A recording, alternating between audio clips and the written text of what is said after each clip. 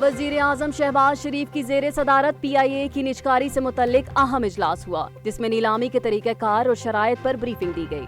وزیر اعظم نے نجکاری کے پورے عمل میں شفافیت یقینی بنانے کی ہدایت دی اور کہا کہ یہ عمل ٹی وی اور ڈیجیٹل پلیٹ فارمز پر براہ راست نشر کیا جائے گا۔ انہوں نے سرمایہ کاروں کو اعتماد میں لینے اور ملکی و غیر ملکی سطح پر روڈ شوز منعقد کرنے کی ہدایت بھی دی۔ اجلاس میں بتایا گیا کہ انویسٹر آؤٹ ریچ کے لیے جامع اسٹریٹجی پر عمل جاری ہے۔ وفاقی وزراء، مشیران، اعلیٰ حکام اور نیشنل کوآرڈینیٹر نے اجلاس میں شرکت کی۔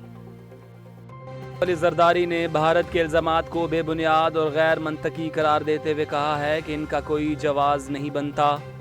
ایوان صدر میں وفاقی وزیر داخلہ محسن نقوی سے ملاقات کے دوران پہلگام واقعے کے بعد بھارت کے غیر ذمہ دارانہ اقدامات اور تفصیلی بریفنگ دی گئی۔ محسن نقوی نے صدر کو قومی سلامتی کمیٹی کے فیصلوں سے آگاہ کیا، جنہیں صدر زرداری نے بروقت، فوری اور دور اندیش قرار دیتے ہوئے سراہا۔ صدر نے کہا کہ کمیٹی کے تمام فیصلے پاکستانی قوم کی منگوں کی ترجمانی کرتے ہیں اور پوری قوم ان کے ساتھ کھڑی ہے۔ انہوں نے اس بات پر زور دیا کہ پاکستان پر لگائے گئے الزامات بے بنیاد ہیں۔ وزیر داخلہ نے دو ٹوک موقف اپناتے ہوئے کہا کہ دشمن کسی غلط فہمی میں نہ رہے، پاکستان کا دفاع ناقابل تسخیر ہے۔ اسلام آباد میں سینٹ اجلاس کے دوران نائب وزیر اعظم اسحاق ڈار نے بھارت کو سخت پیغام دیتے ہوئے کہا کہ پانی ہماری لائف لائن ہے، میلی آنکھ سے دیکھا تو پہلے سے بھی سخت جواب ملے گا۔ پہلگام واقعے کی مذمت کی مگر بھارت کے الزامات کو مسترد کیا۔ انہوں نے بتایا کہ قومی سلامتی کمیٹی نے سندھ طاس معاہدے کی معطلی کو جنگ کے مترادف قرار دیا اور بھارت کے مقابلے میں 2 اضافی اقدامات کیے۔ واگا بارڈر فوری بند کرنے اور سارک ویزا اسکیم ختم کرنے کا اعلان کیا گیا، البتہ سکھ یاتری مستثنیٰ ہوں گے۔ سینٹ میں بھارتی اقدامات کے خلاف متفقہ مذمتی قرارداد بھی منظور کی گئی، جسے تمام جماعتوں نے حمایت دی۔ پہلگام واقعے کے بعد پاک بھارت کشیدگی میں اضافے پر اقوام متحدہ نے دونوں ممالک سے تحمل کا مظاہرہ کرنے کی اپیل کی ہے۔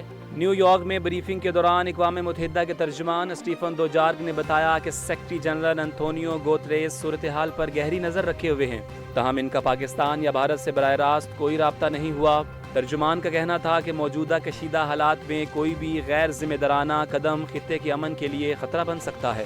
اقوام متحدہ نے زور دیا کہ پاکستان اور بھارت کو تمام مسائل پر پرامن بات چیت سے حل کرنے چاہیے اور کسی بھی یک طرفہ اقدام سے گریز کرنا چاہیے۔ یہ اپیل ایک ایسے وقت میں سامنے آئی ہے جب بھارت نے پہلگام واقعے کو بنیاد بنا کر متعدد سخت اقدامات کا اعلان کیا، جن میں سندھ طاس معاہدے کی معطلی، پاکستان شہریوں کو 48 گھنٹے میں ملک چھوڑنے کا حکم، واہگہ بارڈر کی عارضی بندش اور اسلام آباد میں سفارتی عملے میں کمی شامل ہے۔ شکر گڑھ میں کرتارپورہ راہداری بدستور معمول کے مطابق کھلی ہوئی ہے۔ دربار انتظامیہ کے مطابق آج صبح سے اب تک 247 سکھ یاتری راہداری کے ذریعے بھارت سے پاکستان پہنچ چکے ہیں۔ یاتریوں نے دربار صاحب پر حاضری دی اور کرتارپورہ راہداری کو کھلا رکھنے پر حکومت پاکستان کا شکریہ ادا کیا۔ حکومت پاکستان کی جانب سے راہداری کی بلا تعطل فعالیت مذہبی رواداری اور بین المذاہب ہم آہنگی کی علامت قرار دی جا رہی ہے۔ کرتارپورہ راہداری نہ صرف سکھ برادری کے لیے روحانی اہمیت رکھتی ہے بلکہ یہ علاقائی امن کے فروغ کی بھی مثبت مثال ہے۔ پنجاب میں سورج نے آگ برسانا شروع کر دی ہے، گرمی کی شدت میں مسلسل اضافہ ہو رہا ہے۔ لاہور سمیت بیشتر اضلاع میں درجہ حرارت 40 ڈگری سینٹی گریڈ کے قریب پہنچ گیا ہے، جس سے شہری شدید پریشانی کا شکار ہیں۔ گرمی کے باعث گھروں اور دفاتر میں ایئر کولر اور اے سی کا استعمال میں نمایاں اضافہ دیکھنے میں آ رہا ہے۔ محکمہ موسمیات کے مطابق آئندہ 2 سے 3 روز تک پنجاب میں بارش کا کوئی امکان نہیں۔